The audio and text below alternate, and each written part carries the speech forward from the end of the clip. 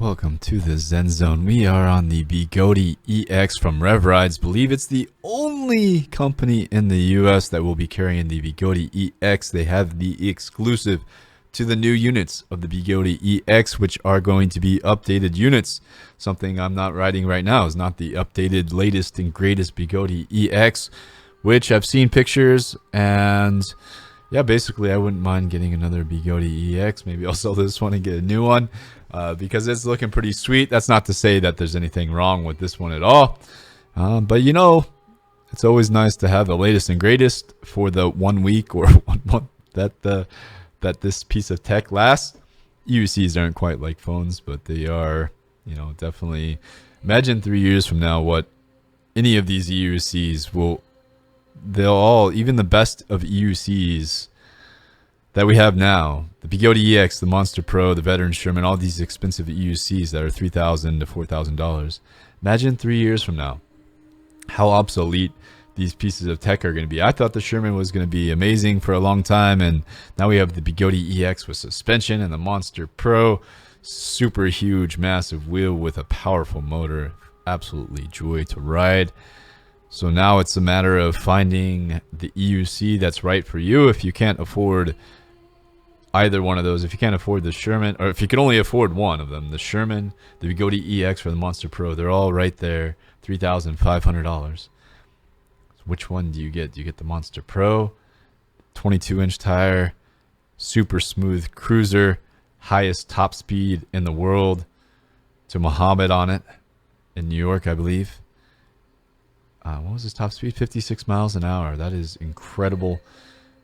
The Bigodi EX, I think I have the highest top speed on it at 43 miles an hour.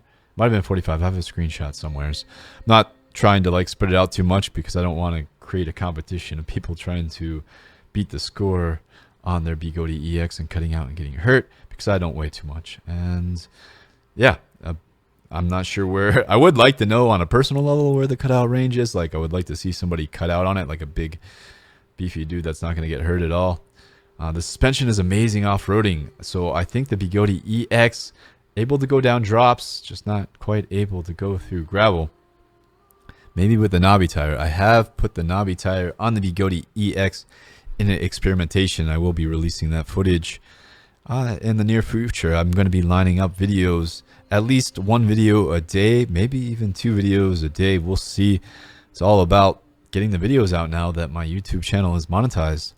It's really awesome and empowering to know that the content I am creating is generating income. It's not that much income. It's not like livable wage income, but it is enough income that maybe, just maybe, I'll be able to afford a new wheel. Maybe once or twice a month. Not that much, but maybe once or twice a year. Being able to buy 2 wheels a year, that would be awesome. That way I could stay hip and stay up to date on, you know, all these tech. I need to be able to ride the best wheels out there, and Rev Rides really hooked it up this year with the Bigodi EX. Went out there and got second place at the race with it, the Apple Valley Speedway. The Bigodi EX getting second place, mostly because it's just the superior device with a superior motor. And I was patient. I did not even exert any level of skill. Really, I was playing it passive, playing the game very passive because I was injured. And the Bigodi EX was a bit injured, so I was playing the back game, hanging in the back and waiting for others to make mistakes. And thankfully they did. If they hadn't made mistakes, I would not have gotten second place. But a better rider on this wheel could have gotten first place, would easily get first place in my opinion. If I was in full health and had a proper training cap, because of I didn't have a proper training cap really. I was doing too much stuff like this. I was creating content off-road instead of sticking to the streets, because I see areas I want to go, and like, I'm an explorer, I think, more at heart than I am a racer.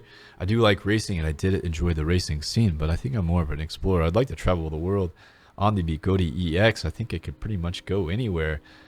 It's the most unstoppable EUC, and it's easy to work on. I've had no issues working on it at all. It's not like I like working on it, but it's not hard. It's not, when the time comes to change the tire again, it's not going to be that big of a deal. I know what to do now. I know all the mistakes, you know.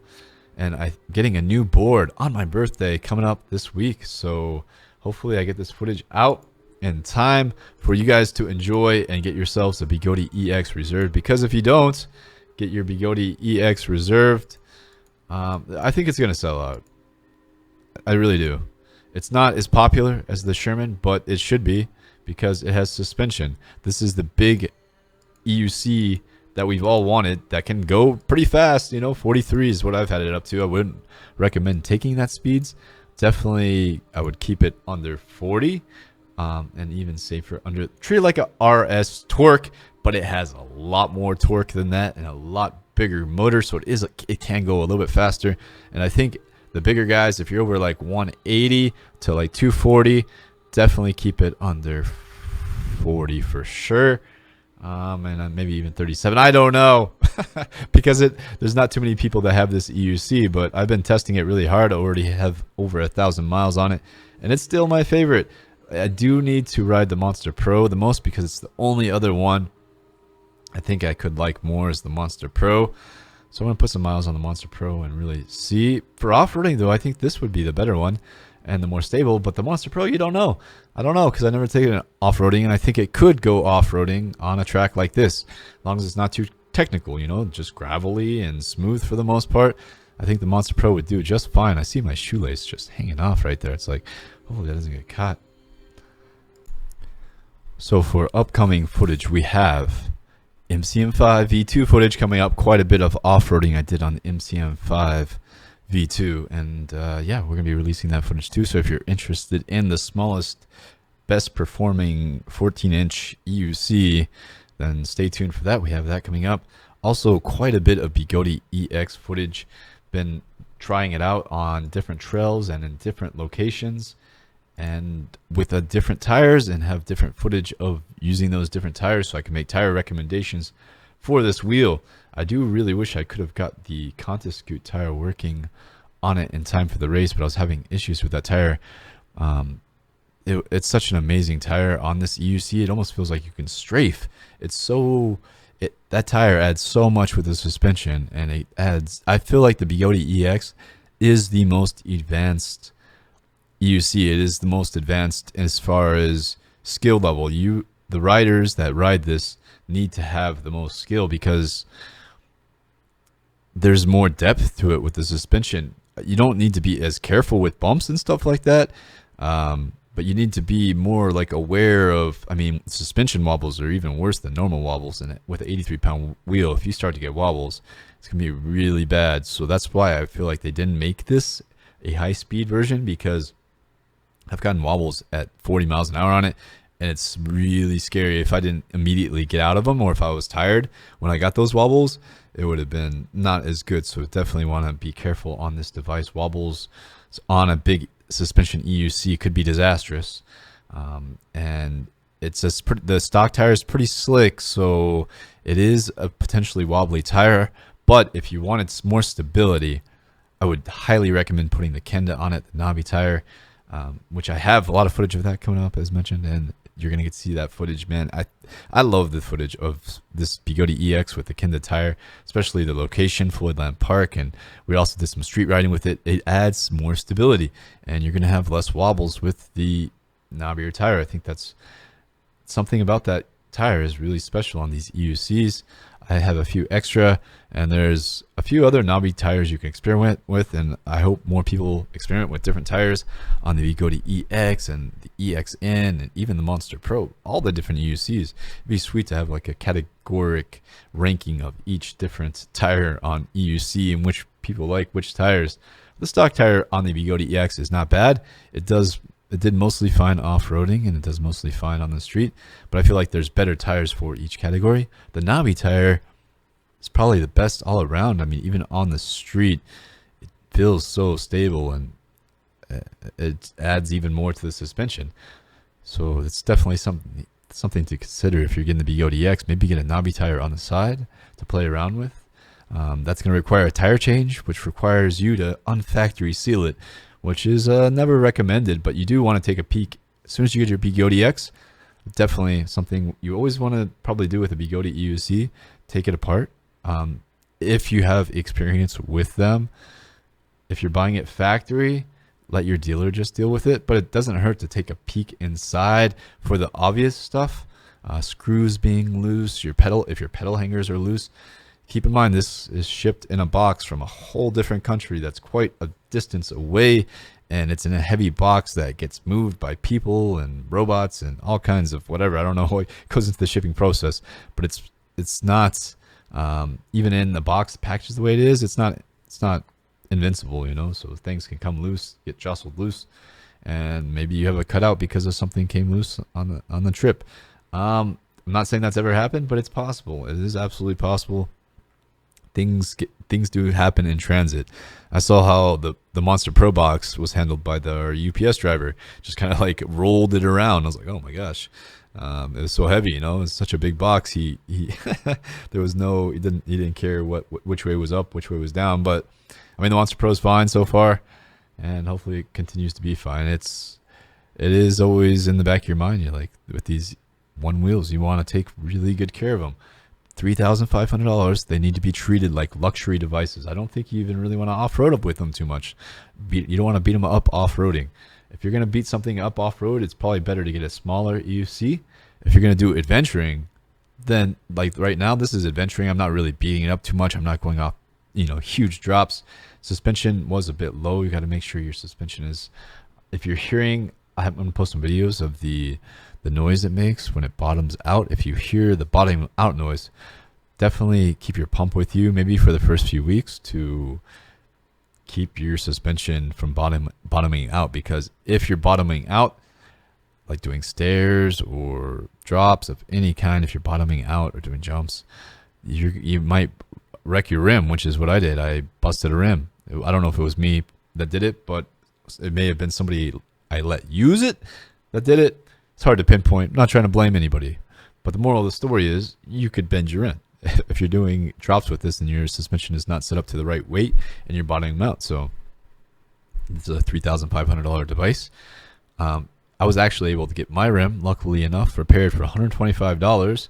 Took it to a repair shop, Annie's Repair Shop here in Vegas, and was able to get it repaired. And wow, yeah, I remember going down in the gravel quite a bit. And actually, that was kind of something you guys need to be careful of. Always in thin gravel. With bigotis, getting dust inside for one, and also little rocks inside of the wheel well. I managed to get one trapped between the inner wheel shell and the motor. And that's actually coming up at the end of this footage when I'm coming back. And it took me forever to get out. I had to find a little stick and try to shove it out. And it was awkward because I didn't really feel like I was sweating. It was kind of an awkward situation. I didn't know if I was gonna have to get an Uber back. There was moments of stress that could have been avoided. Like had I avoided this gravelly road. I don't think, as long as you don't sink deep into it, you'll see the footage coming up. As long as you don't sink deep into it, you'll be fine. Again, we want to treat these like luxury devices right now because parts are a little bit hard to get and they're in high demand. These units are in high demand, so your $3,500 device, a new motor on the EX is probably like $300 to $400, maybe $400 to $500. So if I wasn't able to repair the rim, that's what I would have had to have done, is get a whole new motor. Actually, I wouldn't have needed a new motor. I just needed a new rim from factory. So it's definitely be careful with your rims. They're not easy to repair, and they're not really that easy to replace either. Replacing the rim would require you to do some work with the motor, and I think they use some sealant that makes it really hard to get the motor caps off, unlike previous generations. It would definitely require advanced level tech work or a motor shop to pry that thing off, because yeah, it's not easy. They didn't make it so easy to take the cap off, so doing a rim repair would be really difficult on the Bigodi EX, at least on this model. The newer models, they probably made some changes based off feedback. So that's always awesome. I know there's going to be quite a few updates on the new Bigodi EX, but they're kind of like unreleased right now because I think Bigodi and other tech companies have a way of not wanting to reveal everything till it gets into port or is ready to be purchased, so that people that already own the model don't feel left out, I guess. Like, even me, I'm like, oh man, I want the new updates. I don't know what they are, but I want them. You know, you always want the newest, latest, and greatest. But really, what I want on the Bigodi EX,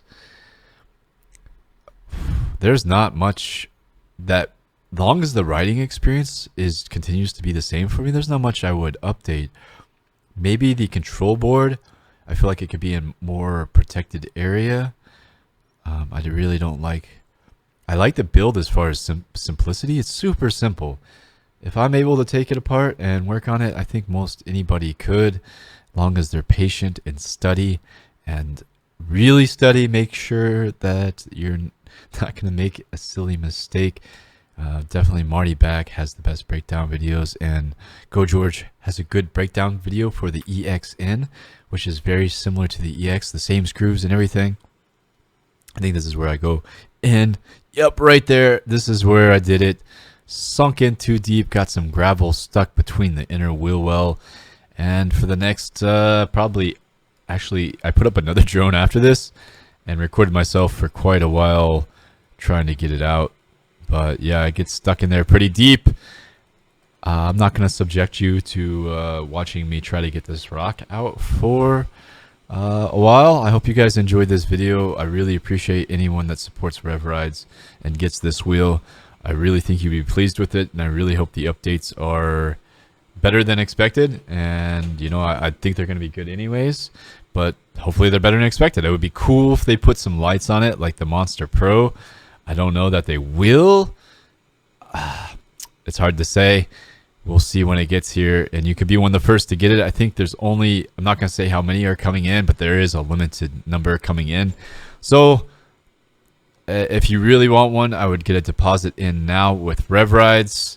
If you can't do the full amount, talk to them via email and see if they can work with you. Hope you guys enjoyed this footage. Hit the thumbs up, leave a comment, and until next time, stay in the Zen Zone.